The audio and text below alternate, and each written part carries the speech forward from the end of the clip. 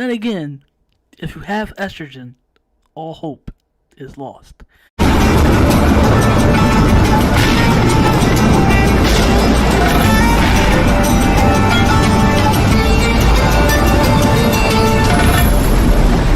Okay, my fellow Cosmos, we're gonna, tonight's the night. AEW Revolution is going on right now as I speak. It's on the first match, of course, as I expected. Ricky Starks and Chris Jericho. That's starting off first. And I'm pretty sure that's gonna, if I miss it, I think it's going to be a decent match. You know, okay match, whatever. Whatever they decide to do with it. But let me just say. Oh, I kind of, last night, too, I knew it was going to get a little something, but, yeah, kind of coincidental how, yeah, it seems like I brought the roaches, as I love to describe, as one put it. Yeah, I love that word, yeah, AEW cuckolds, because it's what you are.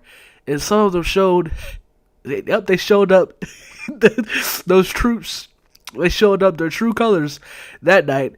It got immediate reaction. Like I said, it's okay when I talk. There's been people, but it's like, oh my gosh, these like in general, like these fan girls are just ridiculous, bruh, ridiculous. Like they came just straight out. Immediately, they just ran straight as I kind of figured, but like wow. As soon as they saw what I just completely said, they couldn't. Yeah, I told you, like the AEW cuckolds, they can't take it at all. They can't stand when you talk ill of AEW. Like I said, everything is perfect in their eyes, of course. But yeah, just wanted to let y'all know before. I just wanted to let y'all, Lord Cosmo, yeah, you had to dodge a few punches. Yeah, it was coming long and they were trying to question my intelligence, saying like who else. Of course, I was a fanboy, supporting myself, or they tried all in the book. They tried to name me everything. Oh wow, I was on the front lines. But that's how it goes down. I said I already knew when I started talking again. As soon as I started talking again, or said really something, especially Revolution coming up, I knew they were gonna, some of the cuckold, the fanboys were gonna come out. They were gonna come out the woodworks, and they were gonna run straight for my head, and that's what happened that last night. But let's get into hey, hopefully they come back so we can continue these laughs. But yeah, let's get into this pay-per-view. Let's see what's going on. Yeah, I'll see if it's a decent pay-per-view. That's all I ask for. Like I've said with WWE. Hey, that's pretty much all AEW has to offer, right? Wrestling. So that shouldn't be hard for them to screw it up. Well, you talk about wrestlers in general. They don't really know how to work, but yeah, hey, as long as you give me a decent, good pay-per-view, then I ain't gonna have any problem with you. Very less few. It's not like I still love wrestling. Yeah, very less where you could disappoint or piss me off. So yeah, let's get into the pay-per-view, and let's have a blast. So as I mentioned, of course, it didn't really don't pay attention to that. But it didn't go on that long, of course. I think it was like 5-10 minutes. Yeah, as long as they as much as the duration goes. But yeah, it did what it needed to do, its job. Yeah, I'll call it a decent match. It was alright. Nice little opener. That kind of opener that gets you, okay. It was, as far as looking good for an opener, yeah, it looked like it was a decent opener to get the show started. Chris kind of look. I don't know. I think these days, because I think I talk about like when it comes to Chris Jericho, yeah, he's obviously because of course age, and he can't really perform as he once were, especially in wrestling, because this is very much a high octane intense, profession. So yeah, obviously Jericho is, that taking a toll. It's starting to catch up now. So you can easily see it too. But he's still It's not like Jericho is at a point where he still can, I guess, at least make a match still believable. So he can still work a match. I've seen worser matches with veterans that have done matches, and that it's like you see it where it's like what are you doing? It's time to give it up. So yeah, I don't think it's getting to that point, but yeah, it's like Jericho's still obviously able to pull that off. He's still able to work. He's still able to like at least have as far as like decent matches, okay matches goes, for it to look watchable. And so I think it was good on that part. And yeah, like I said about the whole build, everything surrounding this, yeah, it was pretty much guys. I feel like Ricky Starks is looking like Tony is pushing him as one of the he's looking like one of the premier rookies. So I think they're really going to start putting some stock in Stark. So, but yeah, I did, because I've seen Ricky be compared to The Rock. So I mean, but when you look at him, it's almost like he's like you kind of, because they call him MJF called him the Pebble, and like people like I heard that Ricky Starks being compared to The Rock or the Young Rock is when he's not a Young Rock. Especially when you still look at he's like okay as far as okay goes, but it's like as far as Young Rock goes, especially starting in 98, late 97, 98, nowhere close.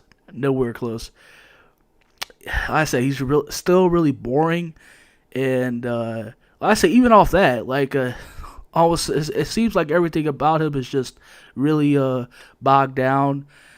Predictable, almost like it's like especially to his character, it doesn't feel as if like it's really unique. It just feels like a default wrestler, create a default superstar. That's literally Ricky Starks. And yeah, I said this was a decent match, and then the whole thing coming into here, I guess, was them because Chris and Starks, they've been like kind of feuding for a bit. So it is what it is. Like I said, it was a decent match. And of course, Ricky Starks pulls off the victory. And yeah, it was a decent match. That's all I can say about that one. Yes. Just as I thought they were going to deliver.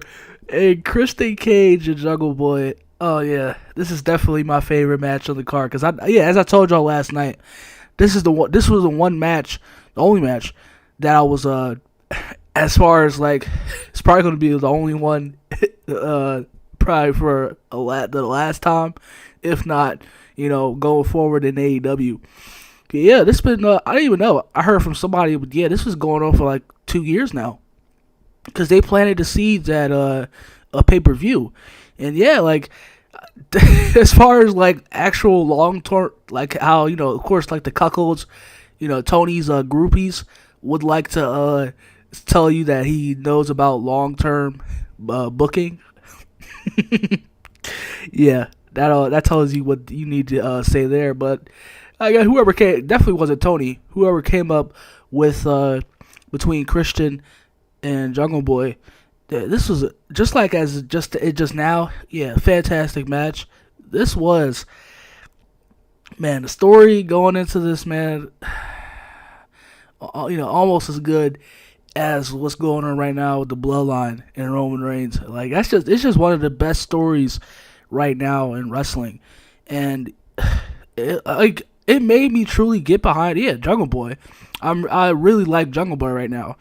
I'm really into. He's one of the wrestlers now, because before I didn't really think that much of him, but after this, the work he just did with Christian, this definitely changed how I feel about Jungle Boy, and this was so good. this match told and ended the story I don't know if it's over yet, but it's like this match told, and if it is over, it told it in a way that Jungle Boy finally gets his revenge, and he finally shuts Christian up, and he gets that longing vengeance that he's been waiting to get. And yeah, this was good. They started off brawling in the crowd. Christian, like, he kept saying, of course, as they were in the match, Christian kept saying to him, you don't have it, you never had it. And he starts mocking.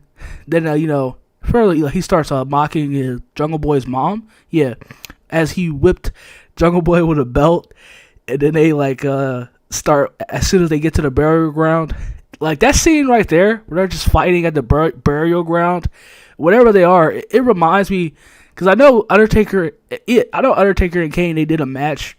Yeah, one of those matches, like many matches of burial, or Inferno matches. That's what it reminds me of. I think they did the first one, in whether it was 98 or like had to be, but that's what it reminded me of. Undertaker and Kane, and they were just fighting near the burial ground, and had not fighting back and forth. It was wow, it was really, really reminiscent. It just reminded me so much of Undertaker and Kane, and and then Jungle Boy took a nosedive into Christian from the burial ground. And then, this match was really, really, it was awesome.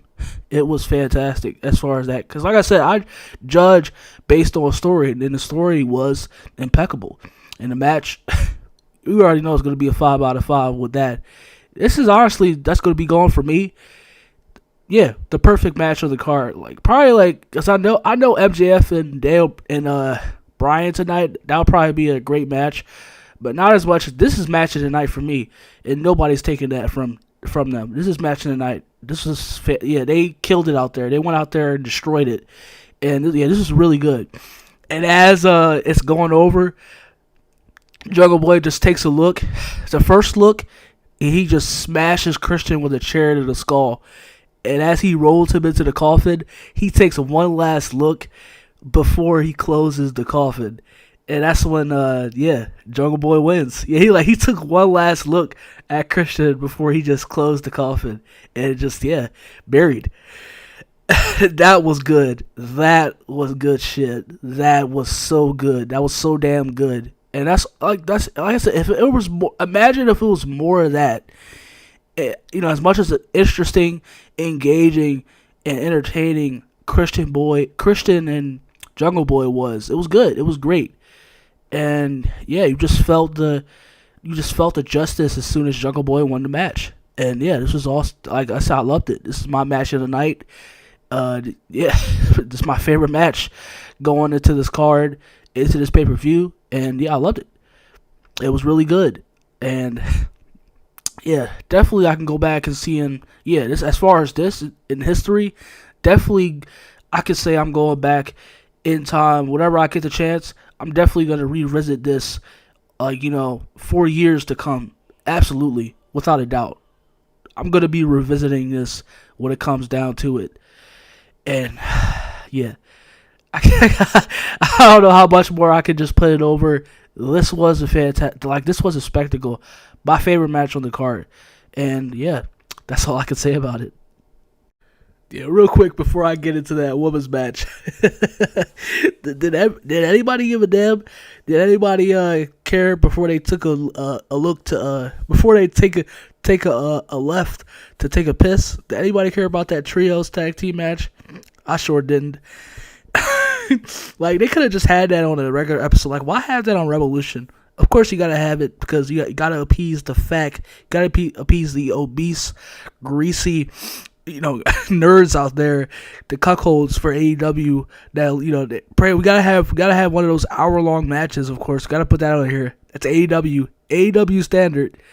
And so, as a that tag team match, nobody's giving a damn about that. But especially after Edge, especially after Christian and Jungle Boy, nobody's gonna give a damn about that match. But going into the women's match, that's practically one of the singing praises of AEW And yeah, like for the longest time, like almost as if no care is being the women's division in AEW, if not, it's already in the toilet. The toilet pooper more than the women's division in WWE. Yeah, like the women's division in AEW is horrible, trash, just utter garbage. And it's just nothing about it. It's just interesting. It makes you want to check it out. Nothing is watchable. Nothing. I will say now, for now, I'll talk about this in the future. But yeah, it's at a point. It just got so much to a point where, it was already bad enough. But a lot of female viewers started tuning out because nothing was just going. I saw this myself too. It was like I don't know if you can still find it on Twitter, but I saw like a lot of comments, and they were really pissed. Female viewers pissed about the state of the women's division, and it was just boring. It was tedious, and they didn't care to watch. And so this triple threat, I have no idea why they decided this. Could I just figured it out, especially from watching clips and from other people as well, what they think it is. But if you already know it, there's been a lot of speculation. People really just bringing up the fact that if Saraya, aka Paige, but that's her real name, if she's gonna be able to compete, is she really in ring shape? And I just kind of saw it right here, I don't know. She could, because she has a lot of ring rust to catch up. And, she's just she's ugly in the ring. She is just ugly. She is not who she used to be. Yeah, that's proved right here. That's a lot. How they say, where, you lost. You lost. You're a shade of your former self. And, that tells us that's the story with Paige. Saraya, she is not who she used to be back in 2014.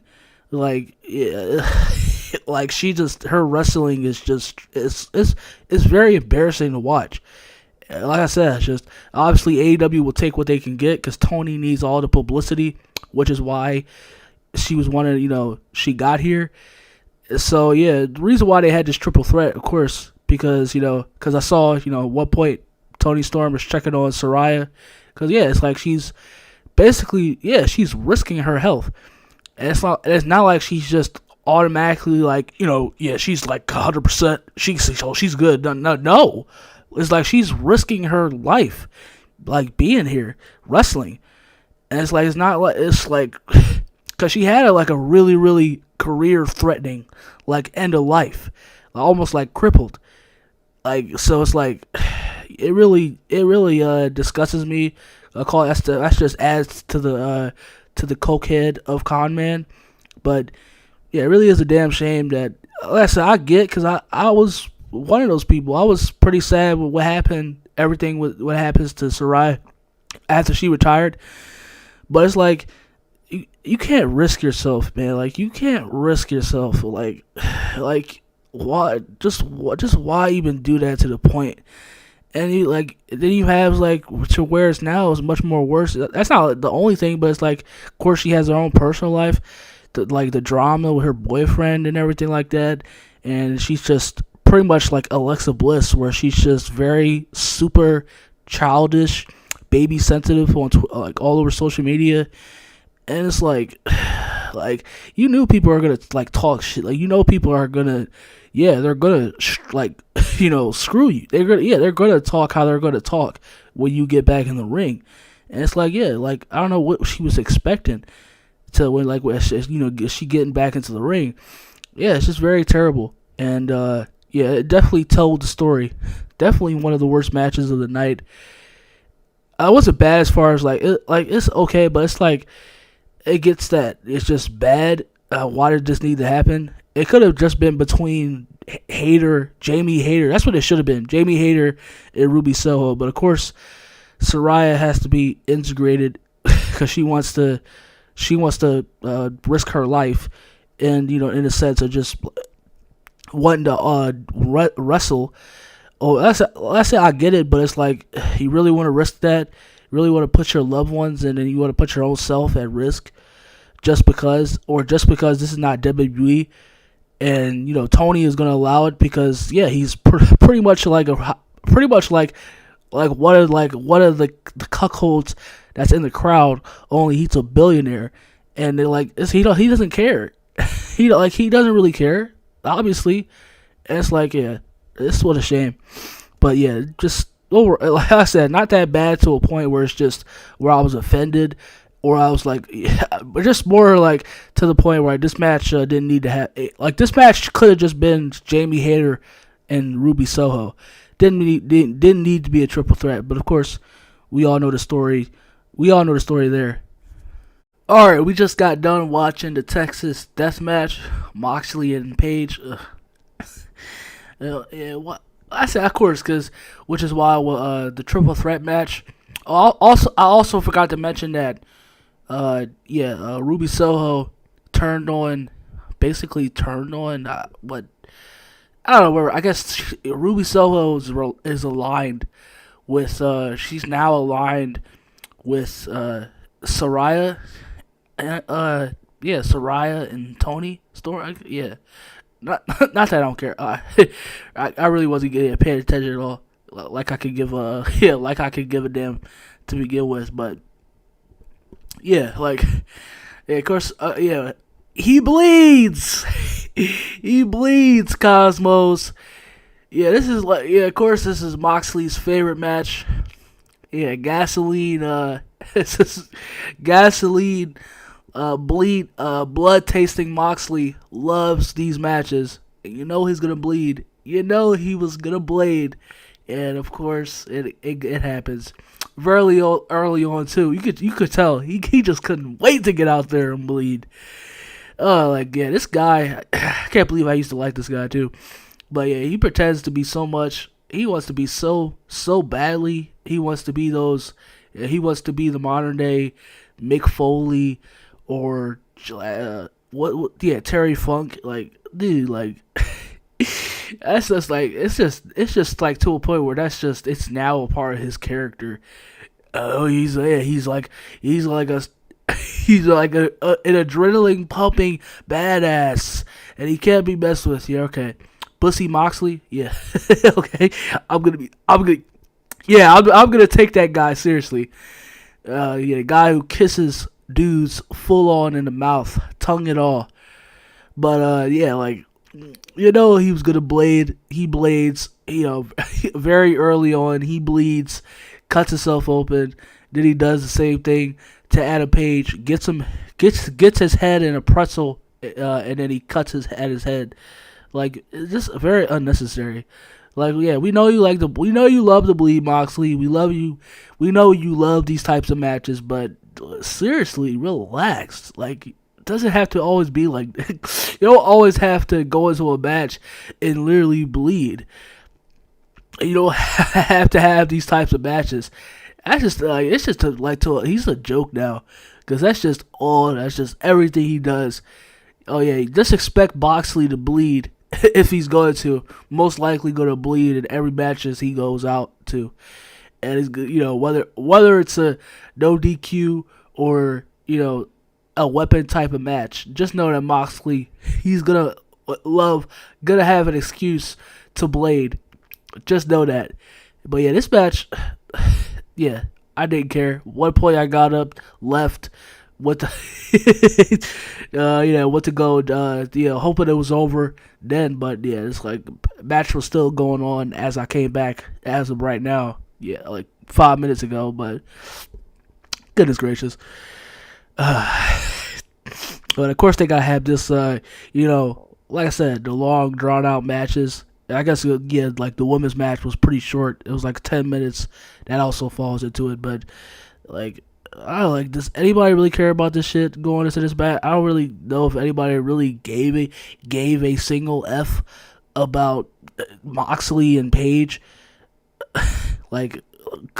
Even I guess even the hardcore, as far as the big wrestling channels, who cares about this? But yeah, could have had this on a regular episode, or not like, yeah, this could have like could have did this like before the pay-per-view. Who cares about this? Who cared about it? So I just got done.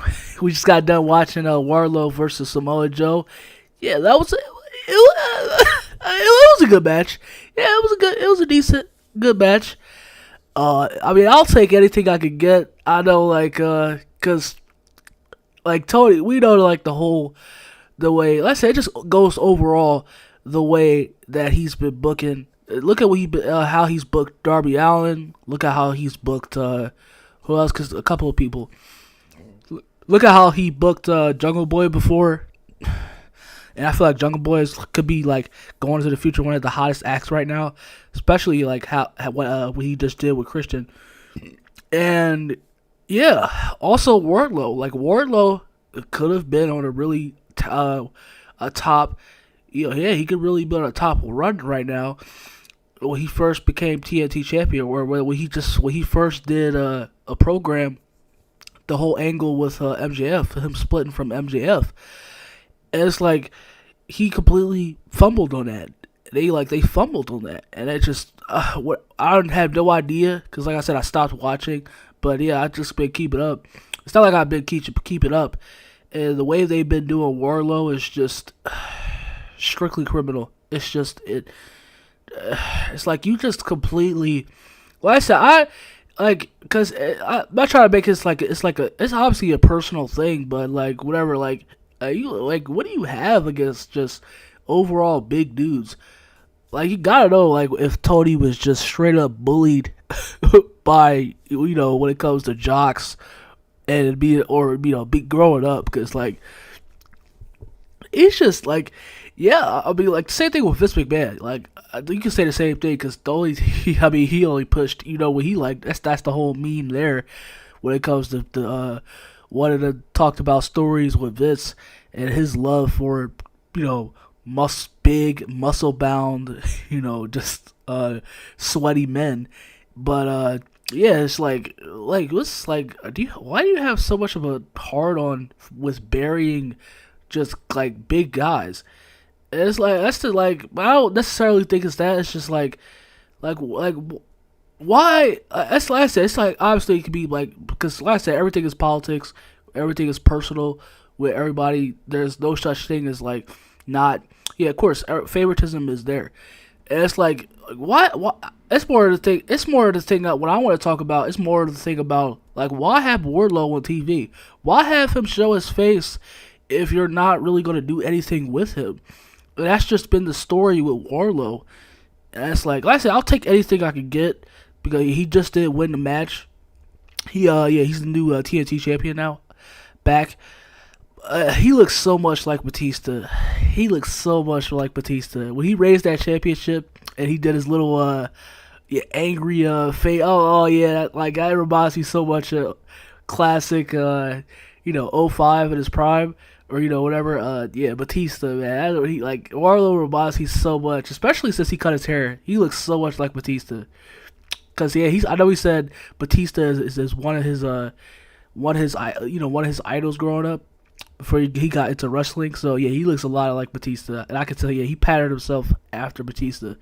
And yeah, like I want to see Wardlow be pushed.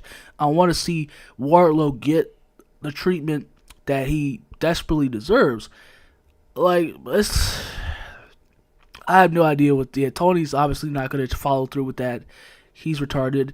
He's a little cokehead bussy boy. So yeah, he's not going to do anything with that. He's not going to do anything with Wardlow. So it's whatever what it is now. So yeah, that's why I really hope he goes to WWE, because I feel like Triple H, even though I feel like he would still be in a much better position than AEW, because the way he's been being done after the downhill spiral to his booking, how he's being presented after MJF, yeah, it makes no sense.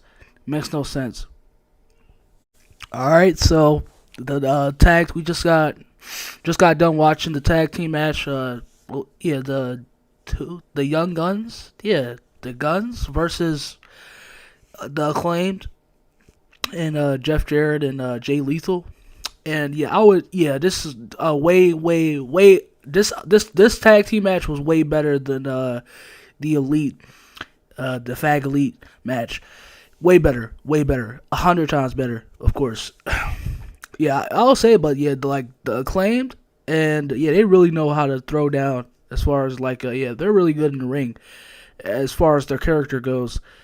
Like I said, I know people, because also I said they haven't been, they just add to the overall tedious and just mind-numbing, boring that is AEW.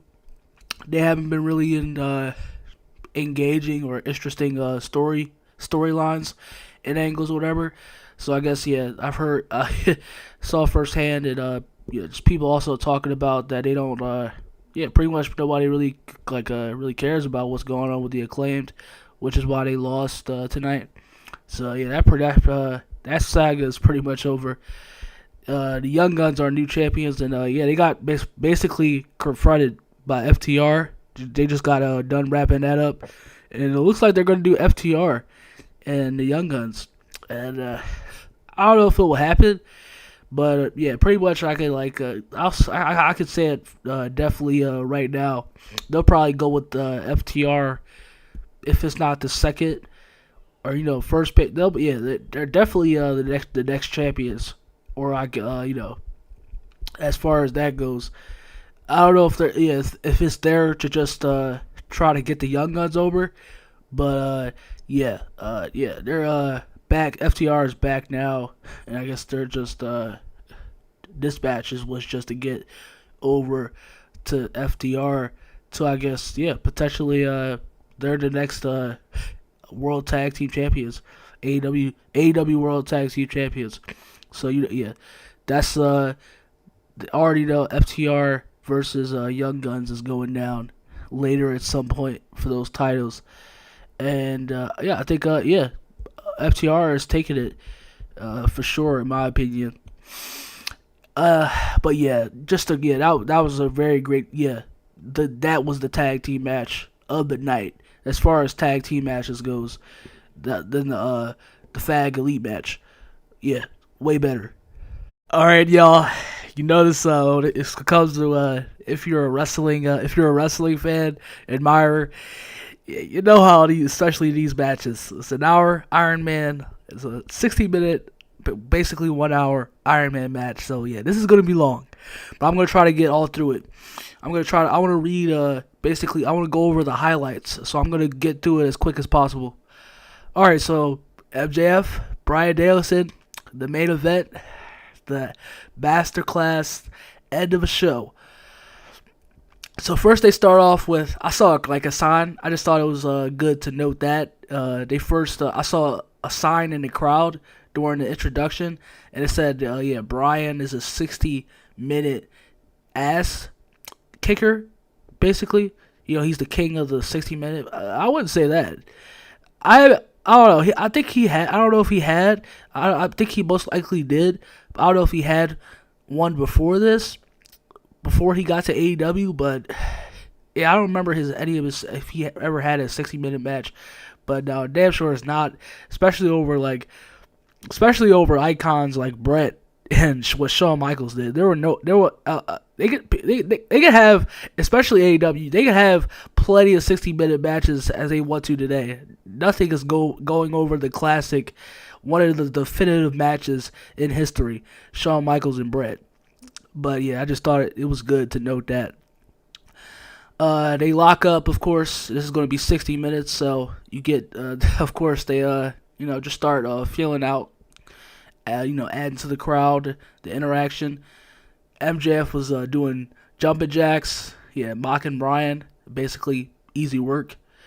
He can't touch him. And then Taz said AEW cuckolds. Taz says he didn't say. That's what I said. That's my word for the AEW fangirls. But he said of course the fans appreciate his match because so far it was a good match. Of course they do because that's all they're brainwashed to believe, and that's all AEW has. All they have is matches. So of course it's gonna be a good match. That's the only thing they have to them. Like, there is no storytelling. But next, Bryan starts doing his signature kicks to MJF on the turnbuckle. Then MJF takes a water break. And I feel like he could have did, like, they did too. But yeah, I feel like that's kind of interactions like that. I feel like, of course, it's played out. Gotta have that, especially because yeah, I feel like that's one of the things to me that's like played out. Like, as far as like for the new generation wrestlers, like, do something different. Like, we don't have to see like those, and they did. MJF, like, is being as heelish as he is. Like, he as he set Bryan into the barricade. Yeah, he told the ones in the crowd to move before he set Bryan into the barricade, and then he flipped them off. Such good stuff, man. I love it. Yeah, I love it. As far as MJF being entertaining, I love it. And then Bryan, of course, then we had Bryan's signature chops, kicks, and then multiple diving drop kicks. You know what you're gonna get. This is basically Bryan. This was Bryan at full capacity. You know, his signature kicks, chops, whatever. And then, yes kicks, yes chops, and all that goody stuff. And MJF, he did a pile driver to Bryan, the first pile driver.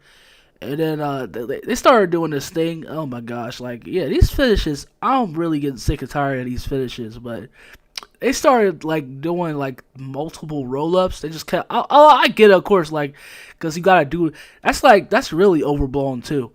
One of the things that's in wrestling, that's become to over bastardize, like, okay, I start, okay, like, when they start like doing like 10, 15 roll-ups at you, like, okay, come on, man, like, come on. Like, we get it. It's like, it is an Iron Man match, but like, come on, it's like, we know this is gonna be over 60 minutes. Like, why these spots? Why are they going through these spots? Are you serious? Multiple roll-ups? Oh my gosh. But that's the state of wrestling today. Then you 2 roll-ups after the final roll-ups. Bryan, I didn't see the first one, but yeah, he got a point after that. At that point, he had 2 points over MJF. Then MJF hit a low blow, and he got 2 pinfalls out of that, 2-2. Bryan, he hit multiple kicks on MJF. They was outside of the ring. At this point, Bryan, he hit multiple kicks to MJF on the barricade, and then he dove him into the barricade. And then Bryan, as Bryan had MJF in a figure 4, he was yelling, he's screaming, telling Bryan he hates him. I hate you. And he's just slapping him. He tries to get Bryan off. He's just slapping him back and forth. But Bryan's just sitting there taking it out. No, you gonna take this figure 4. You gonna for the shit that you said, especially that night. You gonna take this figure 4. You gonna get paid. And then MJF, he did an elbow. Yeah, he did an elbow drop. Sick elbow drop too, just like the pile driver. That was really good. Then MJF, yeah, he did a tombstone pile driver. It was basically, he ran. Yeah, he took a few steps before he did a tombstone pile driver to Bryan on the table. And it's 3-2. 3 MJF and 2 Bryan at that point. And he was gloating, doing as MJF does. He's the best in the world. He says to Bryan, give me your best shot, Dragon. And then Bryan slapped him. And that's when, MJF floored him. After that, MJF then taps out. Bryan regained momentum, and then Bryan tapped out to the yes lock. And 3-3. Time expires. Of course, sudden death. As they're being carried to, as MJF look like he's being about to be hailed on a stretcher. Tony Schiavone gets word from Bussy Boy Tony Khan. He says, "Restart the match. It's not over. Sudden death rules." And then MJF, he thought it was over at that point as he hit a low blow, another low blow. I think it's like the 3rd low blow or 2nd, and at this point at the end of the match. But Bryan kicked out. Then Bryan reversed the diamond. He tried to have a diamond repping. He tried to distract the ref at first, MJF, with the belt. And then after he threw the belt out, he tried to use the diamond ring to hit Bryan, but Bryan reversed it and did a diving drop kick, and but MJF kicked out. That's another thing. Oh my gosh, that's getting overused to a point. Of course, another thing, like I said, everything that's worked before, really well before, but we'll talk about that when we get to that. But I just feel like, yeah, this is one of the things that's got overblown. The multiple kickouts, goodness gracious. But Bryan thinks, like, it was already a great match beyond that point. You don't need multiple kickouts and just, like, the over just dramaticness. And then Bryan thought he won with MJF tapping out, and he gets to the outside of the ring. MJF gets a fire hydrant, and he hit Bryan in the head. And then Bryan attempts to fault him. He attempts to fight out as MJF is using his own yes lock against him. They call it the low belly lock, but I just call it the yes lock because he was calling it at that point in his career during the whole yes movement. And yeah, Bryan taps out to his own move, and MJF is your winner. The devil himself retains the championship, as we already know going into this pay-per-view. So yeah, I said the story sucked. Like I said, like you could cry all you want. Of course, I'm gonna have the cuckolds, but I do understand. I do understand if you for the real ones who actually have they use logic.